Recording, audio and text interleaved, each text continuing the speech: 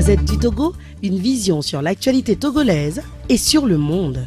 Et il est 8h40 au Togo, où dans le cadre du processus de réconciliation nationale, des cérémonies dites de purification seront organisées à partir de demain à travers le pays par les églises catholiques et évangéliques, par la communauté musulmane et les chefs traditionnels. Ces cérémonies seront marquées par des prières et des offrandes, l'idée étant de promouvoir la tolérance et d'apaiser les victimes des violences politiques qui ont secoué le Togo, notamment lors de l'élection présidentielle de 2005. Alors certes, cette initiative est avant tout symbolique, d'autant que les victimes identifiées par la commission Vérité, Justice et Réconciliation attendent encore et toujours d'être indemnisées. Par ailleurs, plusieurs organisations de défense des droits de l'homme et une grande partie de l'opposition dénoncent l'impunité qui règne au Togo. Il faut savoir qu'aucun auteur présumé des violences de 2005 n'a été poursuivi en justice. L'occasion donc ce matin de lancer le débat sur le processus de réconciliation nationale au Togo, 12 ans après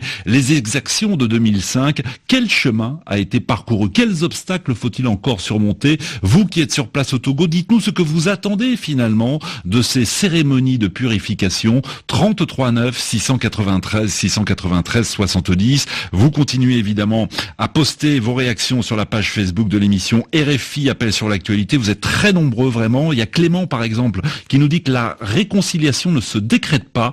Personne n'a reconnu publiquement qu'il avait commis des crimes. Parfois, les mots guérissent mieux que les indemnités. Le peuple togolais a besoin de voir les présumés auteurs des violences dans un tribunal. S'ils plaident coupables, ils pourront alors bénéficier d'un allègement de peine. Bonjour, Esso Zimna. Vous êtes à Lomé? Bonjour, monsieur Wangomé. Et vous ne mâchez pas vos mots. Vous disiez il y a quelques instants au Standard que ces cérémonies, c'était du folklore. Complètement. Écoutez, vous l'avez dit vous-même dans votre introduction. Les gens demandent la justice, on leur donne l'exorciste. Et c'est comme si quelqu'un disait j'ai soif et vous lui donnez du pain. Vous allez l'étouffer. C'est ça ce qui se passe. C'est exactement ça. C'est-à-dire que demain, tous les Togolais vont vaquer à leurs occupations et puis il y a des gens qui vont se réunir quelque part pour dire qu'ils sont en train de faire des cérémonies pour invoquer, je ne sais pas quoi. Mais que ce soit symbolique, ça on le comprend, mais les symboles, on en a déjà eu assez dans le pays. Vous comprenez? C'est-à-dire que là, aujourd'hui, on est dans un système où, vous l'avez dit, c'est l'impunité qui fait la frustration des gens. On sait qu'il y a des gens qui ont été coupables, on connaît les victimes, mais les coupables n'ont pas demandé pardon aux victimes. Mais on demande aux victimes, vous devez pardonner. Si vous ne pardonnez pas, il n'y a pas réconciliation. Mais le coupable, mon bourreau, il n'a pas venu dire « je te demande pardon ». On dit « vous devez pardonner ». Et comment vous l'expliquez, Esso Zimna, comment vous l'expliquez? Il y a eu, et elle existe encore, une commission Vérité, Justice et Réconciliation. Cette commission a organisé il y a maintenant 5-6 ans des audiences. Alors certaines étaient publiques, d'autres se sont déroulées à huis clos. Comment se fait-il que, contrairement par exemple à l'Afrique du Sud ou au Rwanda ou dans d'autres pays où ce genre de processus a été enclenché, comment se fait-il qu'au Togo, aucun bourreau ne se soit déplacé pour reconnaître les crimes commis? Voilà, vous l'avez dit vous-même. Au Rwanda, quand on a fait les gachacha, devant le peuple, il y a les coupables qui sont venus. Et après, on a dit, on te pardonne, on ne te condamne pas, ou on te condamne à une peine symbolique, quelque chose comme ça, tu rejoins ta communauté. Au Togo, on a l'impression que les bourreaux, même si on sait qui c'est, ce n'est pas grave. Ils pardonnent lui d'abord. Et on va se réconcilier. Mais non, c'est cette impunité-là qui fait que le débat ne prend pas. Le débat de la réconciliation ne prend pas. Les gens ne sont pas d'accord avec une réconciliation par décret. On ne force pas quelqu'un qui a souffert à pardonner quand il ne voit pas son agresseur lui demander pardon. Ouais, c'est ce que nous dit Stéphane sur Facebook. Il écrit « Le Togo n'a pas besoin de cérémonie de purification. Ce que nous attendons, c'est qu'on identifie les bourreaux et qu'ils présentent leurs excuses aux victimes. » Merci Esso Zimna de nous avoir appelés. Merci de cette réaction. Fabrice, bonjour. Bonjour Juan et bonjour à tous les auditeurs de RFI. Vous nous appelez également de la capitale togolaise et contrairement au premier auditeur, vous adhérez totalement à cette initiative de purification. Oui, Juan, j'adhère totalement à cette initiative pour plusieurs raisons. D'abord, il faut dire que ça fait partie des recommandations de la CVJR, la Commission Vérité, Justice et Réconciliation.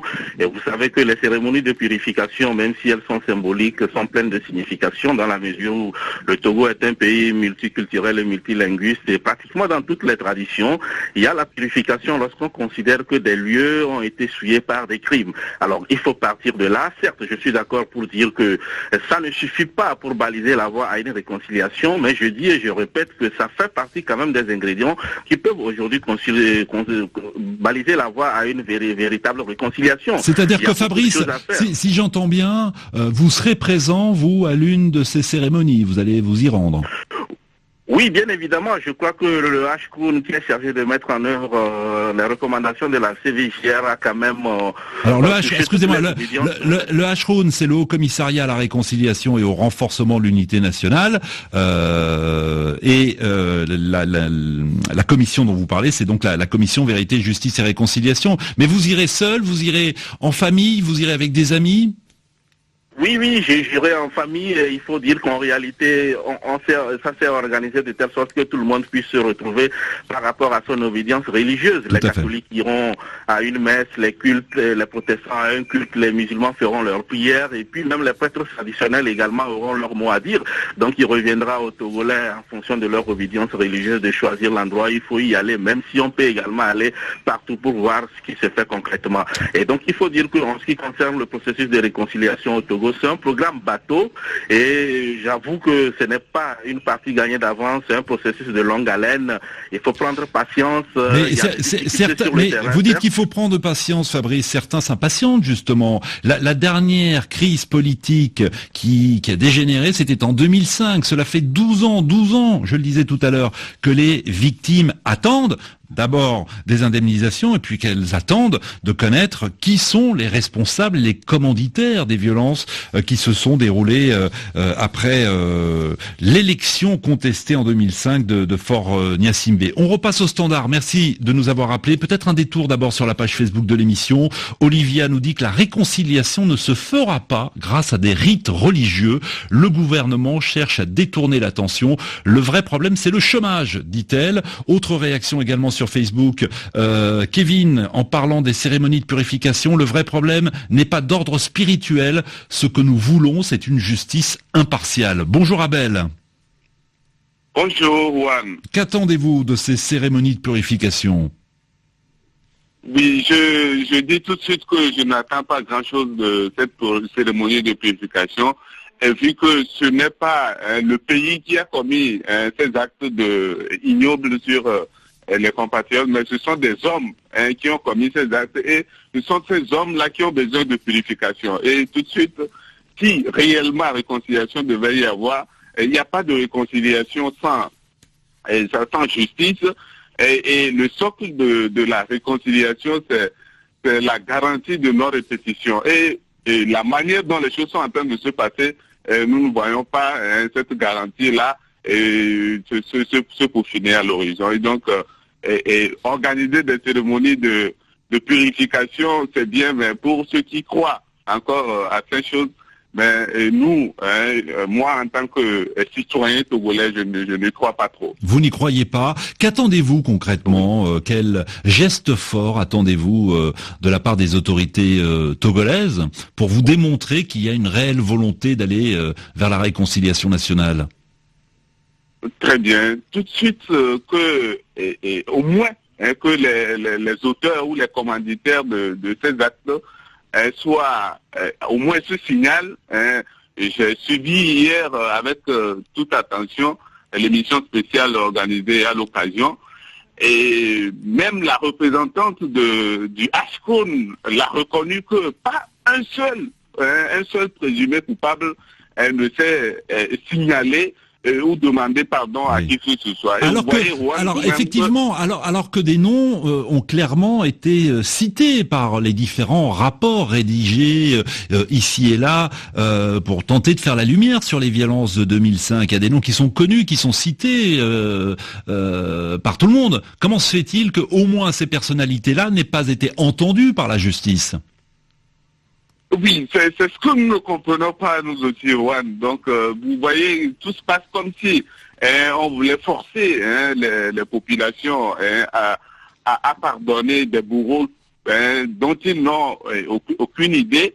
Et donc, vous voyez que ce serait un peu difficile. Bon, et ils ont organisé, nous les suivons, nous croisons les doigts, nous espérons, puisque c'est notre pays à nous tous, nous espérons bien que ces cérémonies de purification puissent apporter vraiment un vent nouveau pour le développement et l'évolution de notre pays. Merci Abel de cette réaction. La diaspora togolaise nous appelle, elle est présente au standard 33 9 693 693 70. Bonjour Francine. Bonjour Juan. Est-ce que vous partagez l'analyse d'Abel à l'instant qui se disait donc finalement sceptique sur l'utilité de ces cérémonies de purification? Oui, effectivement, je partage l'analyse d'Abel et moi je suis plus que sceptique. Ma conviction, c'est que ces cérémonies de purification qui sont effectivement la recommandation numéro 47 de la CVJR, de la commission Vérité, Justice et Réconciliation. Alors, rappelons simplement que c'est 47e sur 68. Et sur les 68 recommandations, quasiment aucune n'a été mise en place. Pour quelle raison? Tout simplement parce qu'au Togo, ce sont les génocidaires qui organisent d'un bout à l'autre le processus de justice transitionnelle. Alors Francine, excusez-moi, juste le mot génocidaire, à aucun moment, ni les Nations Unies, ni l'Union Européenne, ni l'Union Africaine n'a parlé de génocide au Togo. Les mots ont un sens. Oui, violation des droits de l'homme, mais pas génocide. Voilà, c'est juste pour que les choses soient bien claires, Francine. Alors, si on fait une comparaison simplement avec les processus de justice transitionnelle de l'Afrique du Sud et du Rwanda qui sont la référence en la matière, au Togo, ce sont les personnes mises en cause dans les violences politiques qui organisent et qui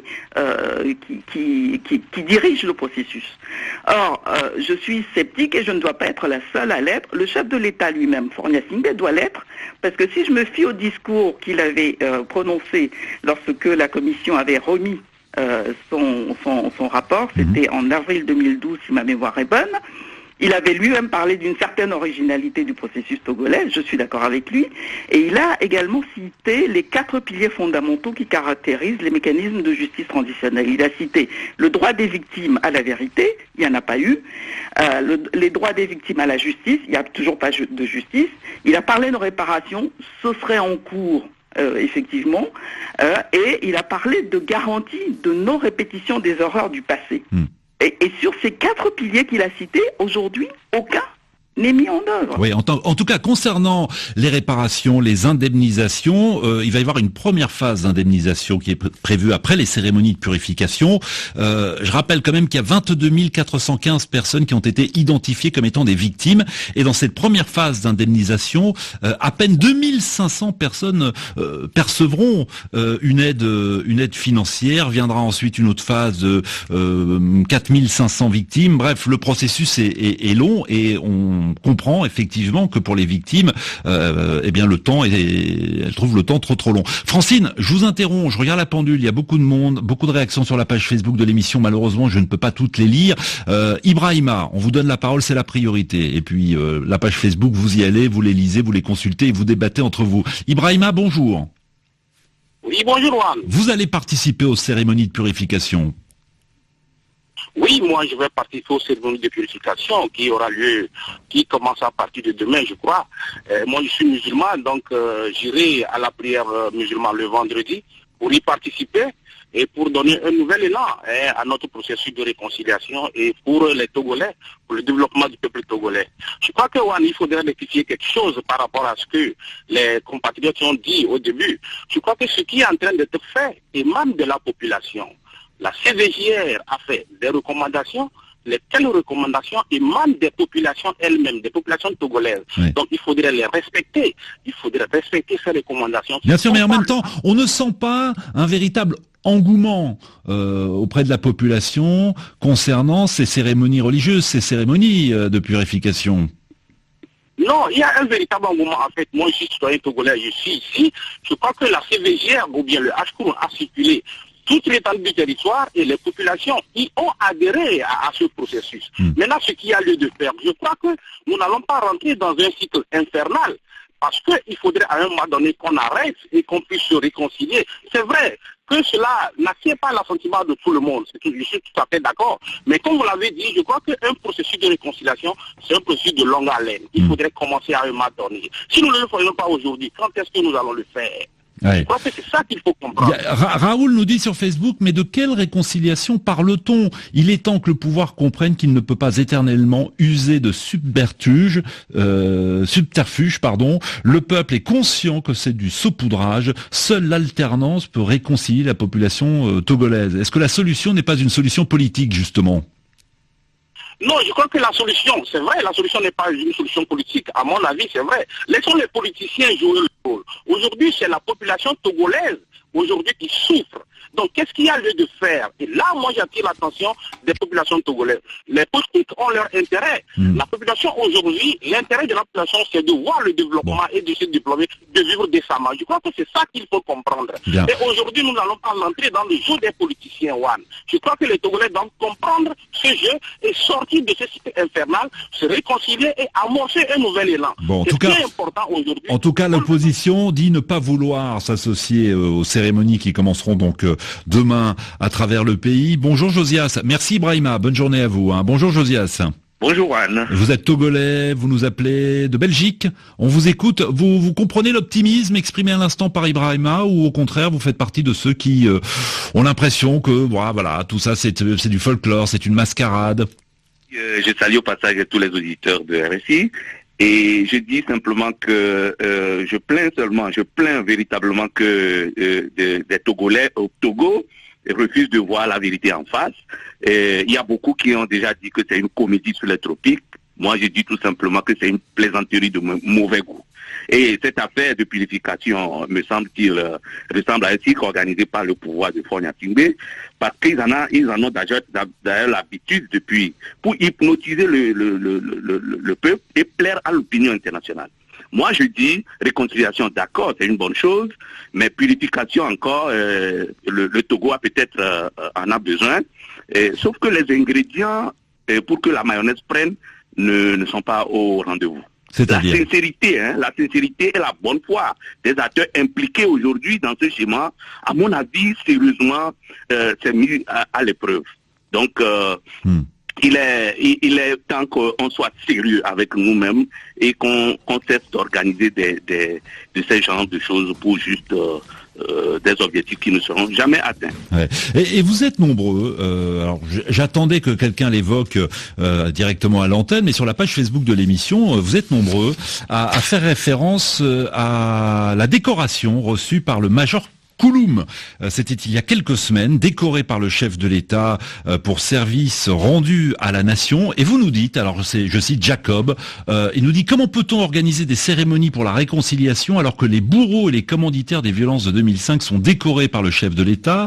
Raoul nous dit: ceux qui ont été identifiés comme les bourreaux n'ont été nullement inquiétés. Au contraire, ils sont décorés. Et il cite l'exemple donc de ce sous-officier de gendarmerie à la retraite qui est cité comme présumé auteur de tueries, notamment à Takpamé. Réaction de Fauvi qui nous dit: la décoration du major Kouloum pour service rendu à la nation est une insulte pour nous.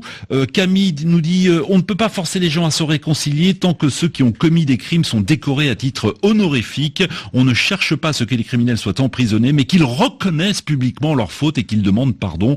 Le Rwanda a bien réussi. Inspirons-nous de son exemple. Voilà, c'est le dernier commentaire que je vous lis. Continuez à réagir et à débattre entre vous sur la page Facebook de l'émission. Merci à tous de votre fidélité. Demain, on parlera de la Cour pénale internationale. Dites-nous si la CPI doit condamner l'Afrique du Sud pour avoir refusé d'arrêter Omar El-Béchir sur son sol. C'était en 2000. La Gazette du Togo, une vision sur l'actualité togolaise et sur le monde. Rejoignez-nous sur le www.lagazettedutogo.com ou sur nos comptes Facebook, Twitter et YouTube. Pour tout contact, écrivez à contact@lagazettedutogo.com ou appelez le 92 80 88 53. La Gazette du Togo, c'est l'information en continu. Gazette du Togo, une vision sur l'actualité togolaise et sur le monde. Rejoignez-nous sur le www.lagazettedutogo.com ou sur nos comptes Facebook, Twitter et YouTube. Pour tout contact, écrivez à contact@lagazettedutogo.com ou appelez le 92 80 88 53. La Gazette du Togo, c'est l'information en continu.